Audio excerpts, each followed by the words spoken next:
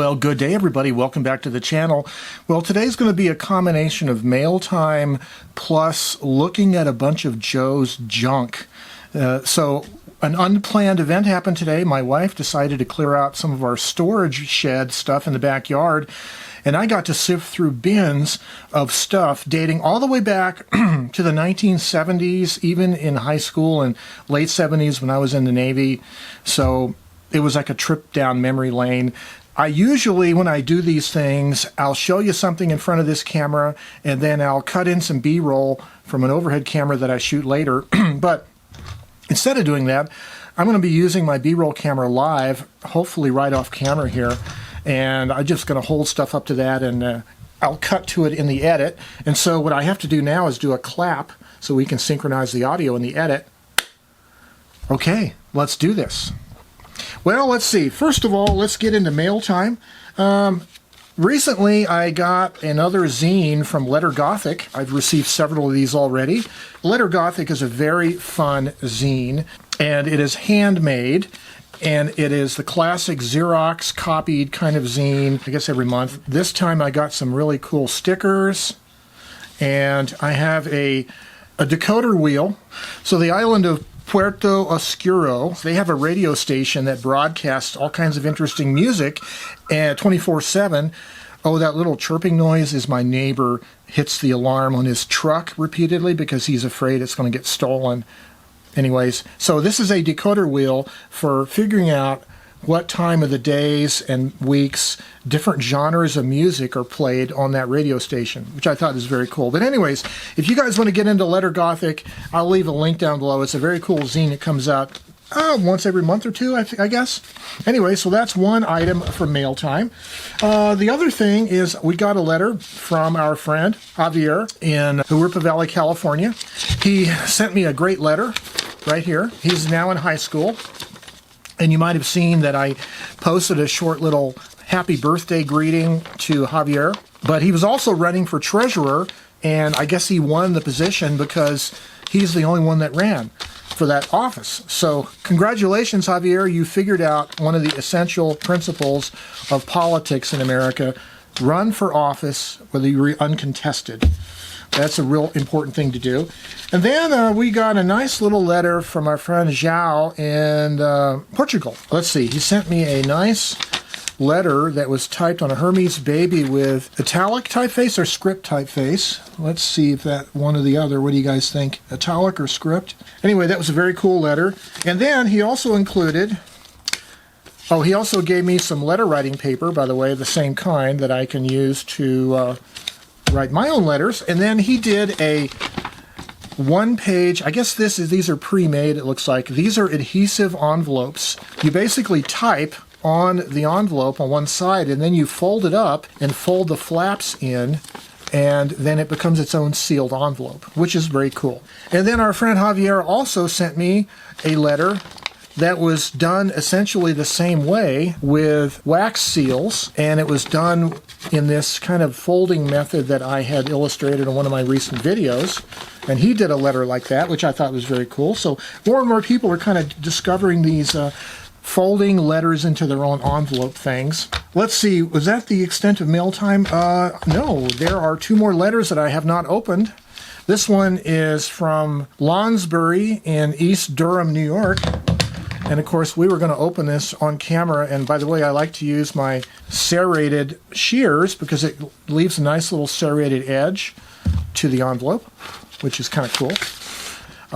Greetings, Mr. Van Cleve. This looks like an electronic typewriter. Smith Corona XD8500. This is Eric Lonsbury. Eric, I thank you for the letter. I won't read it to over the air completely. I like, by the way, look how the classic fold. A full letter size paper, right? And you fold it in half vertically, and then you fold it in thirds, and it makes a nice little size package here. Very good. I'm into those kinds of details. Okay, this is from Doug Jackson from Mogador, Ohio, our friend Doug. And this is a full-size letter, and feels like there's quite a bit of paper in here, Doug.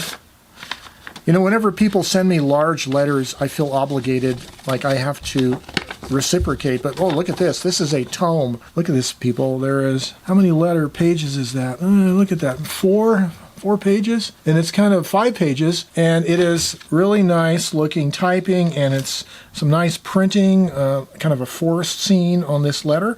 That's very cool. This is a 1958 Burgundy Groma Colibri, the best kind. Okay, so he's responding to a letter I sent last October. Very cool. Well, I'm finally going to wrap this up. I'm sure your eyes are tired of reading at this point. God bless you for all you do for the typosphere.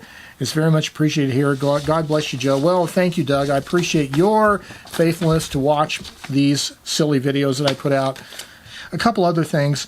First of all, my grandson is starting his own, or has started his own clothing line, and he has a logo that he's come up with. His clothing line is Flexico Clothing, and he has shirts and hats and t-shirts and all that. So if I get a link from him, maybe I'll put it down below in an act of shameless commerce. But I did get something from Doracek also. If you guys are to the world of pinhole photography, you know the name Nick Doracek. Nick is a absolute legend in the world of pinhole photography. He got involved, or at least I should say, both of us knew each other from the days of the F295 pinhole photography discussion forum that was active around the mid-aughts sometime.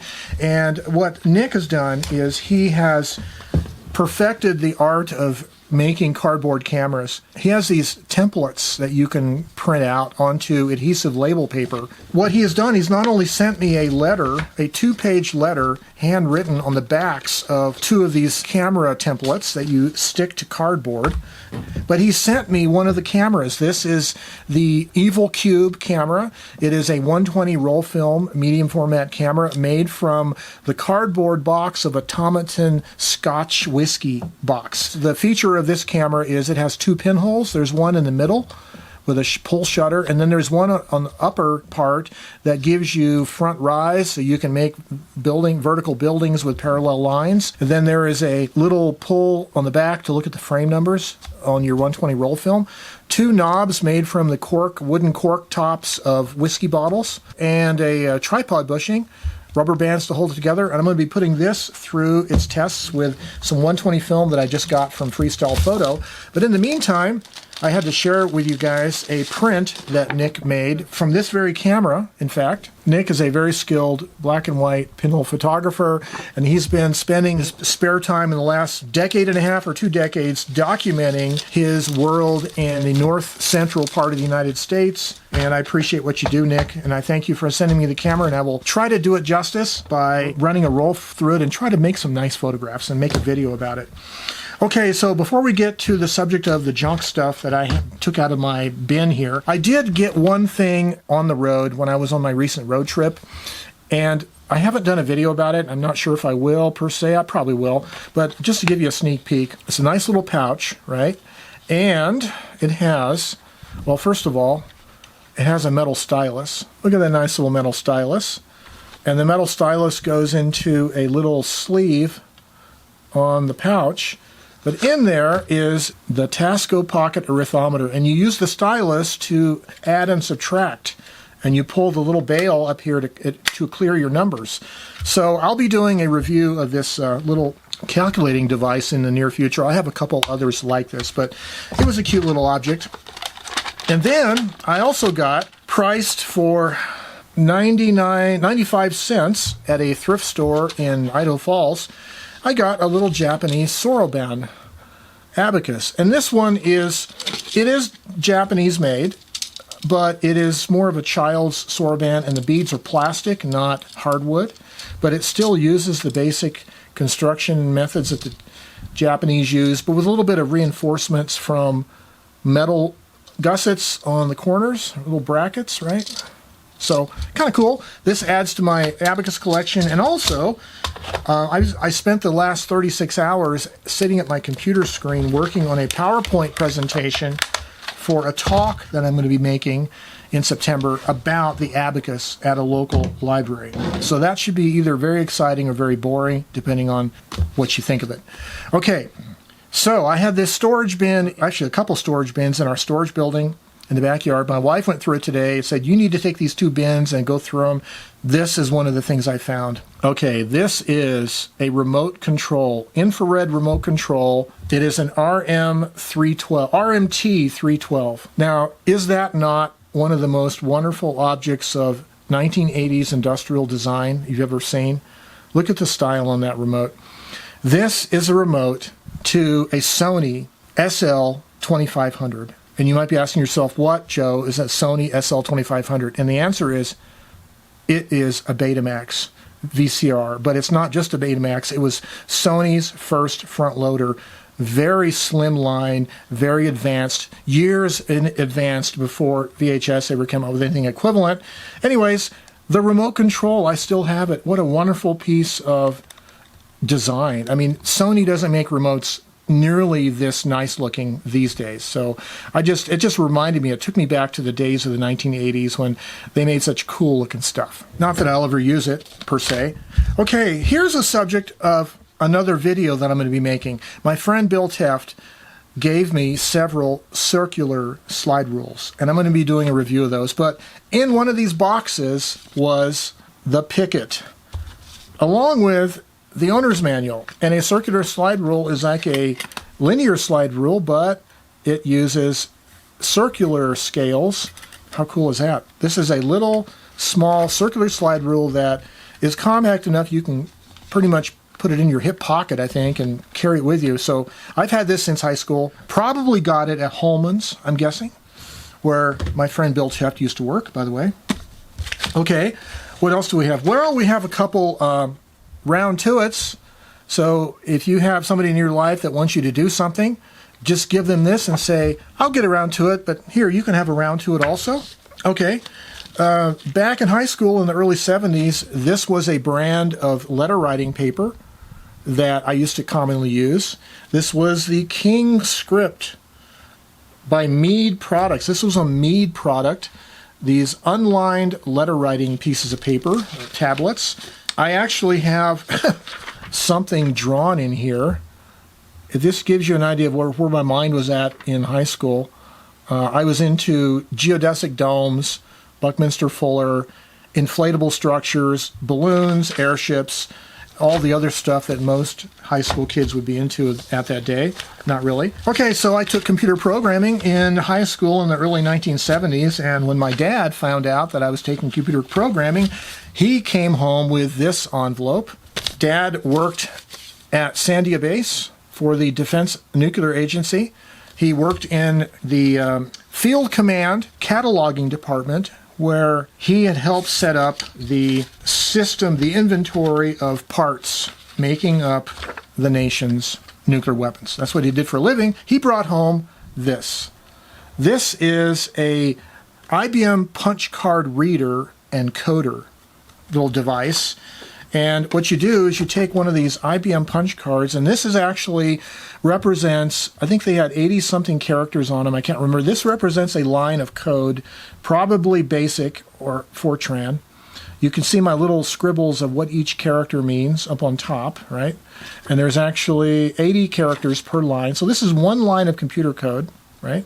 And you see those little marks you make with a pencil? Well, what you do is you put your IBM punch card in the little slot of this reader, and then according to the the instruction manual on how to operate it, you line up each line of code and it tells you what that code is. So let's find an example here.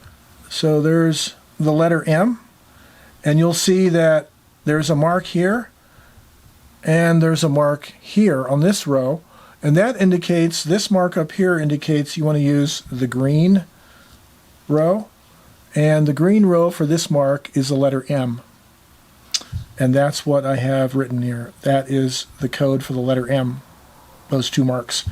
So this is a way of not only reading a punch card. If you have an IBM punch card with just holes in it, you can run it through and read it, but you can also put it in here and code with a pencil. Because what we had in high school is we had a Mark Sense reader where you could code these and then run it through a reader that read the code numbers. So you didn't have to actually punch the holes, you just marked them with a pencil. Anyways, I thought that was a very cool artifact of the early 1970s that my dad gave me. This is an NECS card reader. And these IBM punch cards, by the way, like there's that one card right here that's one line of code. That card is still valid. You can still read it. But if you had magnetic media, like a floppy disk or something, a platter, early hardware, most likely it wouldn't be working at all. Okay, so let's go ahead a few years. This is actually July of 1980. Forbes magazine, July of 1980. The cover is an illustration, a caricature-like illustration of the U.S. Navy aircraft carrier. This article came out when I was on the USS Constellation. In fact, the reason why I saved this article is because it's the cover story about the aircraft carrier in the United States Navy and its features, its functions, and how it applies to national security of the time. They show where the current U.S. carrier groups were of the time of this publication. And you'll notice it says the Constellation Group is in the Indian Ocean. I was right there. I was on that ship when this article was published. We were going through our 110 days at sea following the failed hostage rescue mission. And by the way, I also have 3 cruise books, Westpac cruise books. This is the one from that cruise, Letters Home, Westpac 1980, right? And what's interesting about this, if I can pull this open here, let me find it. So, OE Division, right there is yours truly. And all these guys I actually remember. And one of these guys I still keep in touch with. And we're in the TV repair shop on the ship. In fact, standing on top of the logo that I created for our TV repair shop. So now I'm going to go through this folder. So we did this, I did this logo, designed it and built it in linoleum tile. TVR was the name of our shop, TV repair shop, and it was made of red, green, and blue linoleum tile, because those were the primary colors of a color television set, right? Anyways, that was the original sketch I made back in the late 70s. That was kind of fun. I have a cartoon, one of these Rube Goldberg cartoons that I used to draw in high school, and this one is how a restaurant feeds birds to their patrons. Birds come in, get captured, possible customers power a treadmill to power the factory. We won't go through all the gory details, but it ends up with a guy sitting at a dinner table eating a bird meal. So that was where my mind was at back then. Oh yeah, another thing, here I'll just show you this. I used to draw mazes a lot. My friend Ethan is just rolling his eyes right now. Okay, line maze, you follow the line, and wherever there's a dot, it connects to another line. And this was a series of parallel lines, horizontal lines, connected by vertical connectors, and it goes from alpha to omega. This was done in 1977. One of the many mazes I designed back in the day. Okay, so now we're getting onward. We've gotten through the Navy period pretty well. Oh yeah, no, we do have something else Navy related. So I've never told anybody this outside of my own family, because you don't want to really admit that you're a failure, right? But I flunked out of Navy nuclear power school. I took it in 1976. Merritt Island Naval Shipyard in the Bay Area. This notebook was physics notes, right? There were a separate notebook for each curriculum, and I think the only one that was secret that I couldn't keep was thermodynamics. Physics was actually not secret. Thermodynamics was secret. You might be able to see some of those interesting topics. So let me see here. Avogadro's number. These are all hand-done notes that I did during my classes there. This is about gamma shielding. Gamma ray shielding, contributed by 3 different effects, Compton scattering and whatever else that I can't read backwards there in the camera screen. But anyways, that just gives you an idea of some of the stuff I was learning. Let's see, what else do we have? The capture cross-section of a neutron by uranium-235. Capture cross-section, this is neutron energy. This is probability of capture. And you want to be in zone 1 which is thermal neutrons. That's why the reactors use slow neutrons. Well, there you go. Nuke school notes, unclassified. Okay, so we get out of the Navy, we get into the 1980s. I was a video service technician, and now we have JVC Video Training Guide to the VHS system, and I thought it was kind of cool. This is a wonderfully archaic document that here is like all the details of the recording format of VHS signal on the tape, including all the dimensions of all the tracks, etc., etc., etc. And in 1986, it would have been highly pertinent, but today it's obsolete, as am I. So this was just an interesting day. I thought I'd share with you a little bit of mail time here, which is always fun. I have some letters to read, but also going through these old cruise books and notebooks and ephemera. I thought it was a lot of fun. I hope you found some fun in it as well.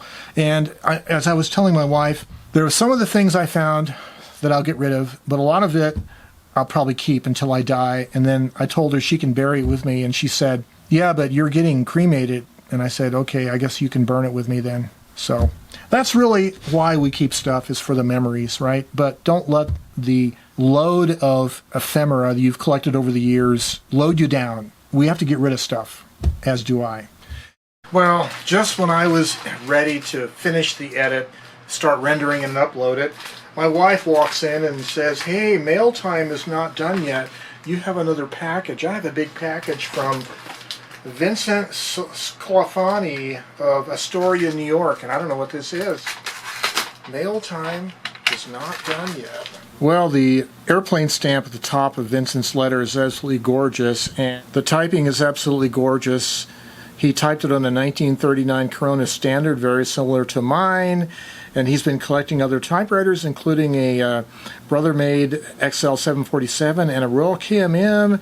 He's looking for other typewriters, and then what I really love is this calendar stamp at the bottom. It's marked with the day of the week, the day of the month, and the month itself, and it makes the whole letter look so nice indeed.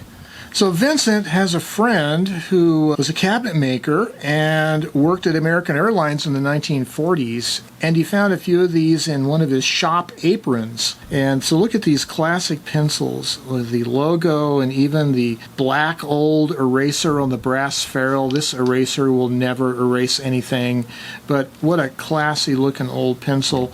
The Constellation was the flagship of the company, and typewriters were rolling off the assembly lines by the minute.